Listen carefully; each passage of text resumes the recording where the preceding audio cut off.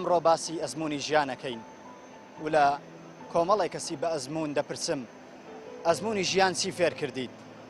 ئامۆژگاری چییە بۆ گەنجان؟ ئەوەی کە بە حرامی دێتە بەرکەت ئەگەر تۆ پەلەی لێنەکە ڕۆژێک بە حەڵاڵی دێت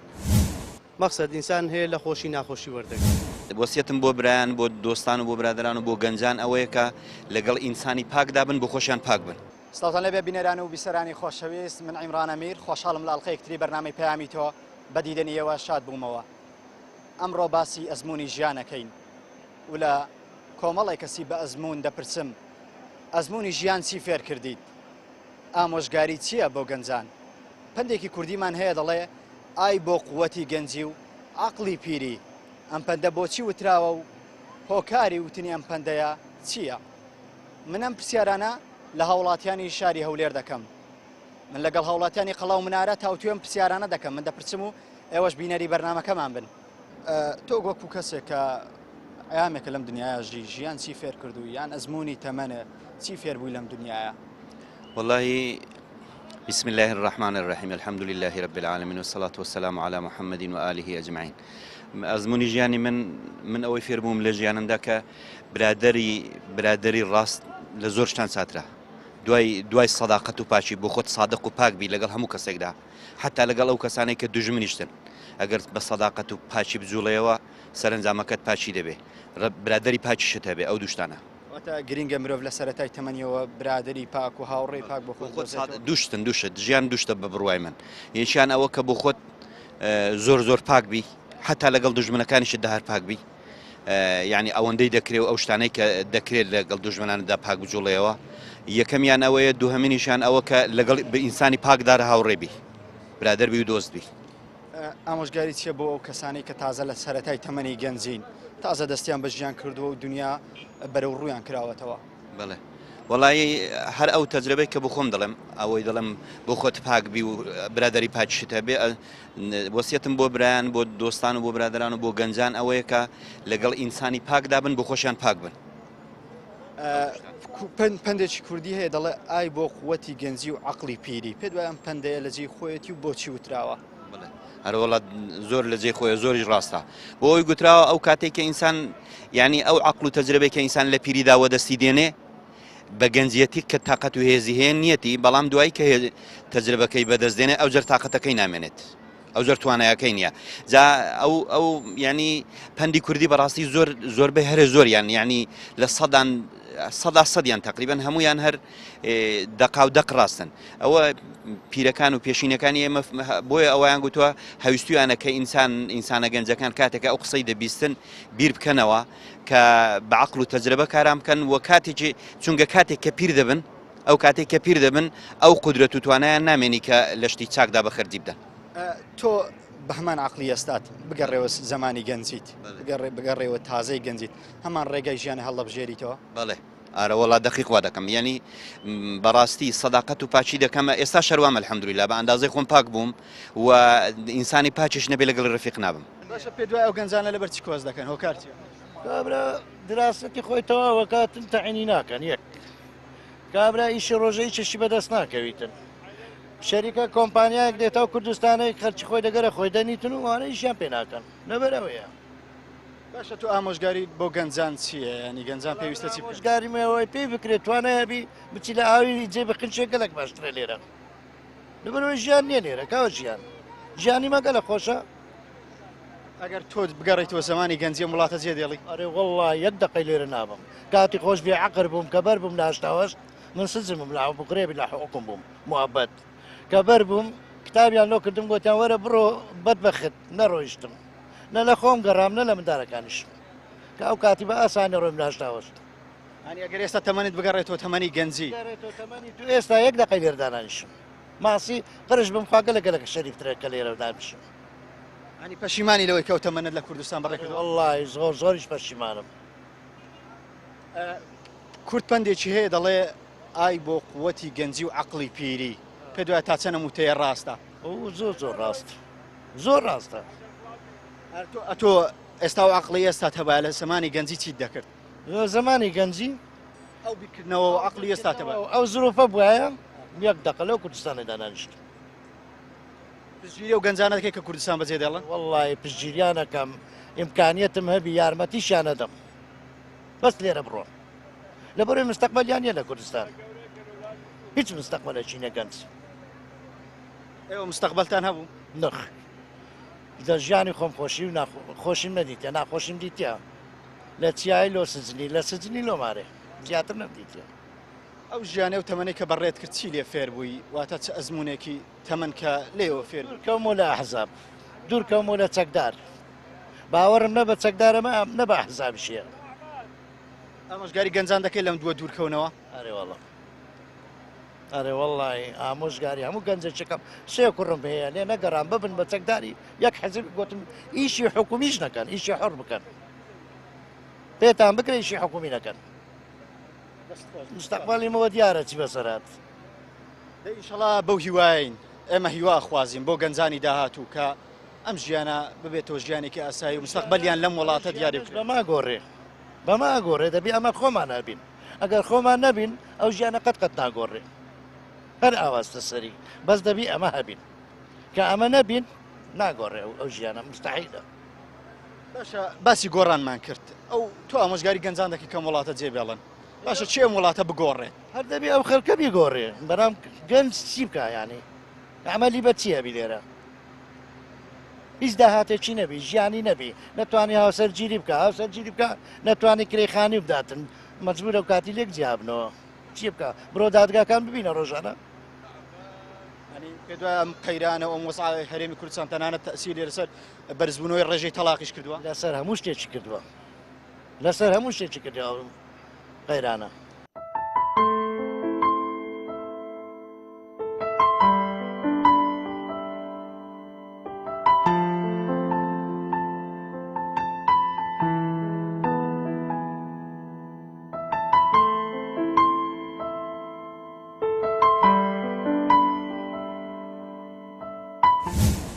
ئەمڕۆ باسی ئەزمموی ژیانەکەین و لە کۆمەڵی کەسی بە ئەزممون دەپرسم ئەزمموی ژیان چی فێر کردیت ئامۆژگاری چییە بۆ گەنجان ئەوەی کە بە حرامی دێتە بەرکەت ئەگەر تۆ پەلەی لێنەکە ڕۆژێک بە حەڵاڵی دێت مەقسەد ئینسان هەیە لە خۆشی ناخۆشی وەردەگرێت بۆسیەتم بۆ برایان بۆ دۆستان و بۆ برادران و بۆ گەنجان ئەوەیە کە لەگەڵ ئینسانی پاکدا بن بۆ خۆشیان پاک بن زۆر شتێ ئینسان لە ژیاندا ئەزمموی لێ وەردەگری مەقسەد ئینسان هەیە لە خۆشی ناخۆشی وەردەگری لە ئەزممون لە ژیاندا ئەزمموی ژیان لە خۆشی و ناخۆشی وەرەگیرێت وانە بە تەئەکید خۆشی و ناخۆشی لە ئەزمموندا وەردەگیرێ لە ژیاندا ئەتو مەقسەد زۆر شتەیە لە ژیاندا کە خۆشی دەبینی دەبی چاوەڕی ناخۆشی دواشی بکەیت کە ناخۆشیش دەبینی دەبی چاوەڕ بکەیت کە خۆشیەکەی لە دوای ناخۆشیەوە واتە لە ژیان هەم خۆشی دێت و هەم ناخۆشی نەبێ بە خۆشەکان خۆمان زۆر دڵخۆشکەین و تروامانزانی بێ ئەمە هەموو شتین نە بە ناخۆشەکان وا بزانین دنیا کۆتایی هاتووە مەبەستەوەیە بەڵێ بە تەئەکید بە تەئەکید باشە پندێکی کوردی هەیە دەڵێ ئای بۆ قووەتی گەنجی و عەقڵی پیری پێ دوایە گرنگی ئەم پەندە لە چیدایە گرنگی ئەو پەندە لەوەدایە ئینسان زۆر جار هەیە کە گەنجە قووەتێکی باشی هەیە بەڵام عەقڵی نییە بە عەقڵی ئەو پیرە ئیش بکە بەڵام ئەو پیرە عەقڵێکی هەیە تااقەتی ئەو گەنجەی نییە ئیشی پێ بکە بەخۆی ئەو پەندە لەوەوە دێ ئای بۆ عەقڵی پیری و بۆ قووەتی گەنجی نییە تو مەقسەد لەو تەمەنەی کە پیری ئەو قووەتت نییە لەوانێ عەقڵت هەبێ کو دەرێ زۆر شتێ بیکەی بەڵام توانات نییە ناتوانی ئەگەر تۆ هێشتان گەنجی بەڵام گەنج بیتیتەوە گەنج بوویتە وەکو زولەیخا بیتەوە سەرەتای تەمەنێ هەمان ئەم ژیانە هەڵەبژێریکە ئێستا لەسەریت یان لە شتێک پەشیمانی لە ژیانە دەتوانانی بڵێ ئینسان زۆر شتێ لەوانەیە لە تەمەنی منداڵیایی کە لی پەشیمان بێ بەڵام ئەگەر تو بێت و لە تەمەنی منداڵی تا غەڵەت نەکەی و زۆر شتەیە دەرێ پەندی لێ وەردەگری ئێستا کە ئینسان ئەو ڕۆژەی لێ دروست نابی ناتانی خۆت دروستکەی بەڵام ئینسان دایم لە منداڵێت کۆمەڵک هەڵەشتی ناشیرن و نەشیا و هێدەیکە لە تەمەنی گەنجی فکری لێ دەکاتەوە و خۆی پێ دروست دەکات ئەوەیە. واتە دەبێ ئێمە سوود لە هەڵەکانمان وەرگین هەڵەکردن زۆر ئاساییە بەڵام حەدیثێکی پێغەمبەری خوامان هەیە صلی الله عليه وسلم دەفەرمێ كل بني آدم خطاء وخير خطاء التوابون هەموو کەس غەڵەت دەکا بەڵام گرینگە لە غەڵەتەکانمان پند وەرگرین لە ژیانمان مەبەستەوەیە تۆش ئەمە بگەێنیت بەتاکید ئینسان ئەگەر لە هەڵەکانیە پند وەرنەگرێ و چۆن دەرێ ئامۆژگاری وەرنەگری ینی ئەم ئینسانە بوونی نییە بەتەعشیدا تو فکری لێ بکۆ یعنی تووەرە بەخۆت هەڵە بکە ئەتو بەخۆت بە هەڵەکانی خۆتان نەچەوە کەواتە ئەتو ئینسان نی ئەتو نەبوونت باشترە لە هەبوونت تۆ وەکو پیاوێک کە تەمەنێکە لەم دنیاەدا دەژیت ئەزمموی ژیان چی فێر کردی بە قورعان برێم چ فێر بوومە هیچ فێر نەبوومە لەو کوردستان چ فێر دەبی یعنی مثالان لۆ حیات یعنی لۆ ژیان تۆ چ شتێک پێ دوایە گرینگە ئایا گرینگە مرۆڤ خێزان پێک بینێ ڕێزە دایک و باوکی بگرێ هاوڕێی باش هەڵبژێرێ چ شتێک لای تۆ زۆر گرینگە مرۆڤ لە سەرەتای تەمەنیەوە گرنگی بەم شتە بدات ئایا عیلم و خوێندن ئیش و کار بەڕای تۆ چی گرینگە بە قورعان بەسی شکار و کاسبی ئەوە لە هەمووی گرنگتر لۆ ئینسانی بەشەری ئەم میسالان ئەم بخۆم پێشمەرگەمە لەوانێ هەموو ئیشەشیش دەکەم یعنی لێو پێوی ژیانم پێشمەرگاتی و وەرگرتنی نەک پێشمەرگاتی تەنانەت هەموو مۆزەفات وەرگرتنی موچەیەک خۆشە یانەوەی بێ مرۆڤ ئیشی سەر بەخۆی هەبێت بە قورعان سەر بەخۆی زۆر خۆشرا میسالان ئەتو ئەعانەکەم ناتانە هیچ جێشدا مەزرێم لەبە دەوام میسالم عاشەکە ئەوانە پژێوی کرێخانیە و یعنی بەڕاستی زەحمەتە پندێکی کوردی هەیە دەڵێ ئای بۆ قووەتی گەنجی و عەقڵی پیری تا چەند پێ دوای ئەم پەندەیە ڕاستەوە بۆچی وتراوە بە قورعان چ برێم ئەم پەندەیە گەر بێت ئێستا تۆ بگەڕێەوە سەرەتای تەمەنی گەنجیت ئێستا تۆ چەند ساڵی ئێستا من چ ساڵم 40 ساڵی گەر 20 ساڵی ڕێک بگەڕێیتەوە هەمان ژیانی ئێستا تەڵەبژێری ناوڵە دەکەی چی گۆڕانکارێک لە تەمەنی خۆت دەکەی کە ئێستا ئەمن لە ژیانمدا 20 سارە پێشمەرگەمە 3000 بیندارومە هەر میساڵەن حسێبکە چم نەدیتە هە ناوچەکداری و ناوەوەی بوومە ئەو ژیانی هەڵنابژێرەوە گەر دووبارە خوای گەورە دەرفەتی داوگەڕایەوە سەمەنی 20 ساڵی وەکو بالفعل وەیە میساڵەن ئەمن لە خەبات من ئامارمایتە هەولێر میساڵەن هەندە شتی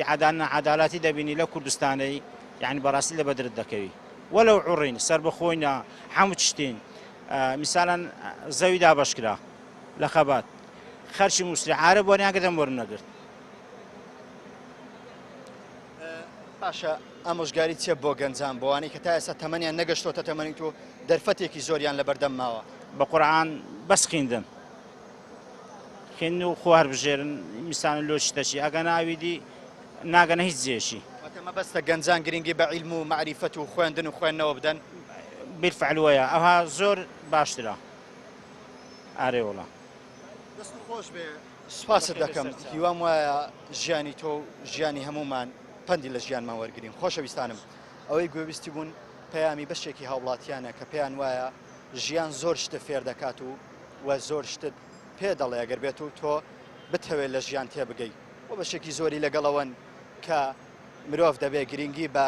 لایەنی مادی خۆی بدات و لایەنی مادی خۆی تەکوین بکە و بەشێکی لەگەڵەوەن و ئامۆژگاری گەنجان دەکەن کە گرنگی بە خوێندن و زانستەکەیان بدەن ئەگەرچی لە وڵاتە تا ئێستا دەرفەتێکی وایان بۆ نەڕەخساوە کە سوود لە بڕوانەم و شەهادەکەیان ببینن بەڵام دڵنیایان دەکەنەوە کە ڕۆژێدا دێت سوود لە بڕوانامە و شەهادەکەیان دەبینن ئەزیزانم لەگەڵم بن من پەیامی زیاتری هاوڵاتیان لەسەر ئەزمموی ژیان بۆ ئەوەی خۆشەویست دەگوازمەوە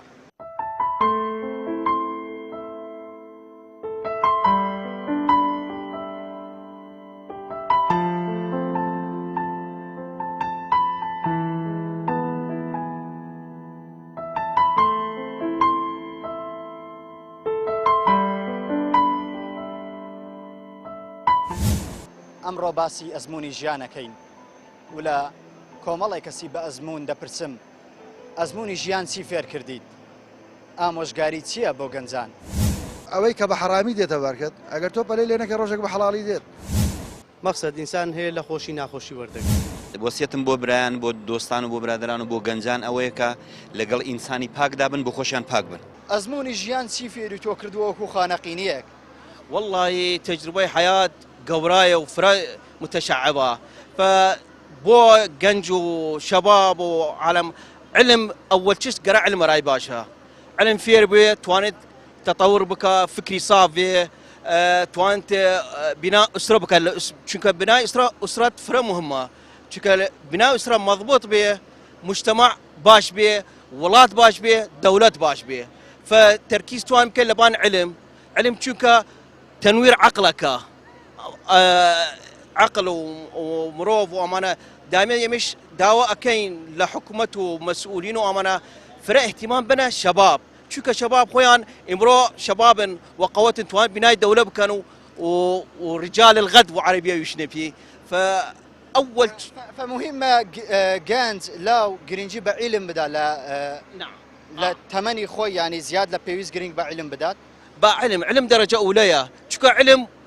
أجر فير بيه مشاكل ديرة وكفية لمشاكل لهرشي أزمات وشو أمانة ديرة شو علم تنوير عقلي أكا وبديوي أو دينجيش وأقل علم قوة تكامل أكيه فالدين وعلم تكامل أكا حياة باشا السلامة بناء تطورة حضارية أو أساني ديرة كان لقشت امور سلبيه بما انه ذلك ارهاب وما ارهاب وشتو امانه شي ديرو كان شوكه علم هي علم نويه مشاكل هي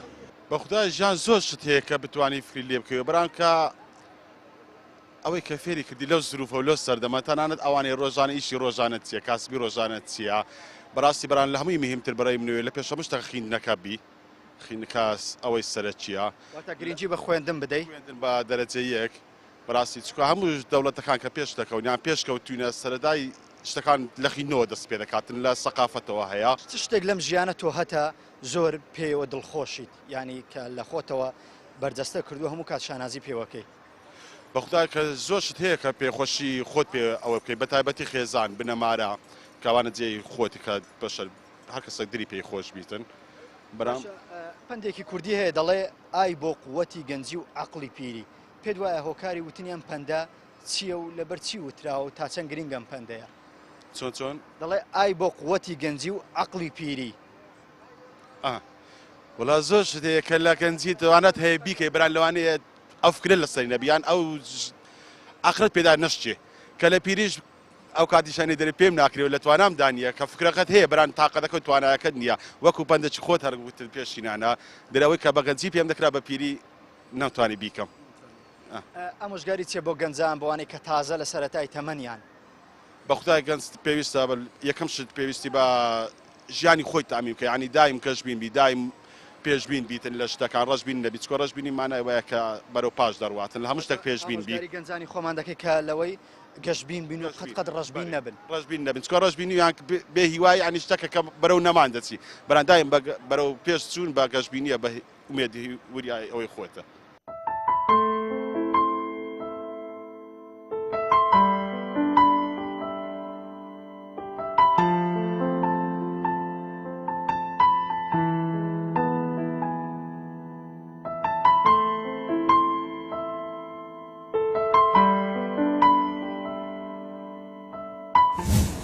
ئەمڕۆ باسی ئەزمموی ژیانەکەین و لە کۆمەڵی کەسی بە ئەزممون دەپرسم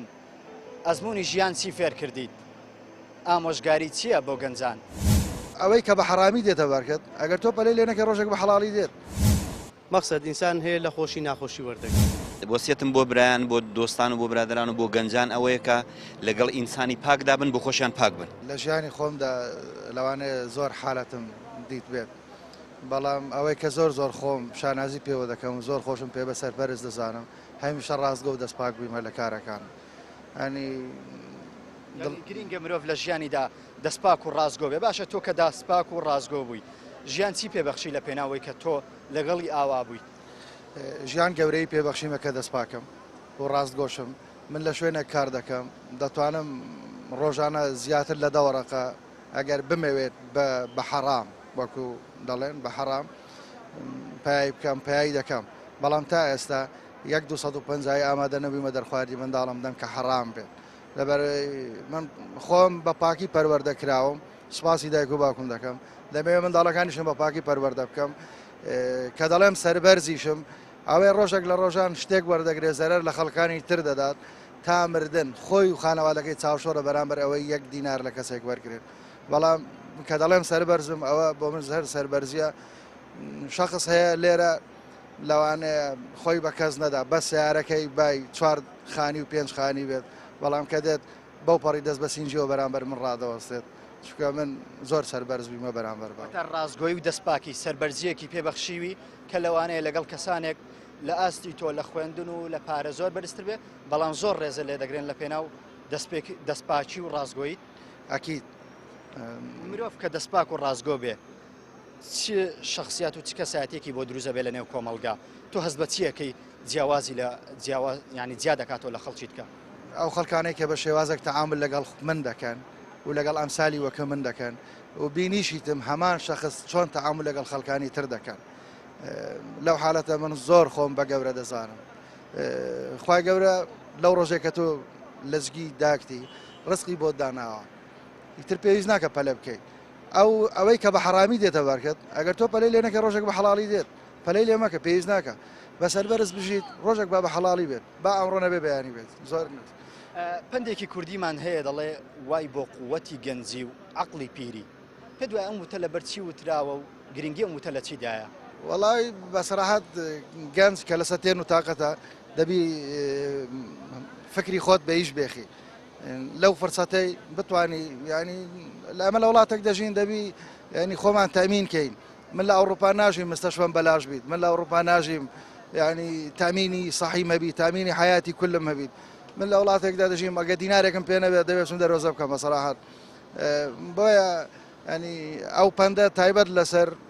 شەرق الأوسط بە عام ملەتی کورد بە تایبەت ینی لەسەر گەنج بتوانە خۆت تامین کە بەڵام ئەوە تامینی نییە لە تەمەنێکی مڕاحەقی ژیانی هاوسەری پێک بینی ئێستا زۆر کەس دەبینی لە تەمەنی مڕاحەقی ژیانی هاوسەری پێک دێنی پاش 2 مانگ 3 مانگ پاش ئەوەی کە تێر بوو لە غەریزەی سێکسیەکە ئیدی نازانێت ژیان چییە نازانێت قەدری خێزان چییە نازانێت ئەو منداڵی کە دوایی دەبێت چی بەسەر دێت چۆن دەکەوتە کۆڵانەکان چێ پەروەردەی دەکات ئەوەی ئەن 1 2 بوونی منداڵی زۆر سەردەمان وڵاتە ئەنگۆ بۆ نمونە من باسی دایک خۆم دەکەم دەڵێ من هەشتم بەخێو کرد مەجالیشم نەدا کەسان غەڵەتێک بکەن بەڵام ئەو سەردەم کە ئەو مەی بەخێو کرد ئارد و ئاسمان جیاوازە لەگەڵ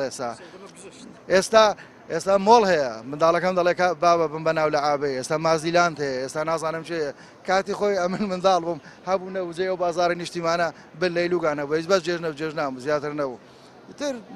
وەسایل زۆرە شت زۆرە تۆکو کەسێک ئامۆژگاری چیە بۆ گەنجان بۆوانی کە تازە لە سەرەتای تەمەنیاندان